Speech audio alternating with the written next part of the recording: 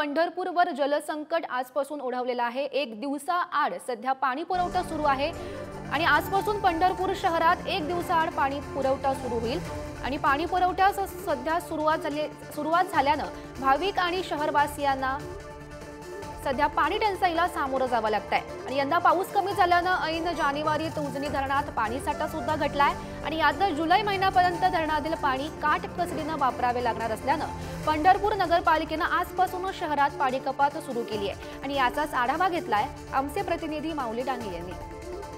आजपासून पंढरपूर शहराला एक दिवसाआड पाणी पुरवठा केला जाणार असल्याची माहिती पंढरपूर नगर परिषदेचे मुख्य अधिकारी यांनी दिलेली आहे। आज आपण पाहिलं तर मी बघितलं तर तुम्ही आज या पाणी पुरवठ्याच्या बंधाऱ्यावर मी आहे।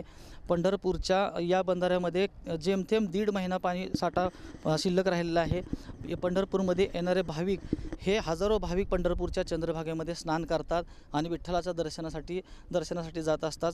एकंदरीत बघितलं तर मागच्या वर्षी पाऊस काळ कमी झाल्यामुळे पंढरपूरच्या उजनी धरणामध्ये आता जेमतेम पाणी साठा शिल्लक राहिलेला आहे आणि आता 4 TMC पाणी साठा पंढरपूरच्या उजनी धरणामध्ये शिल्लक राहिलेला आहे।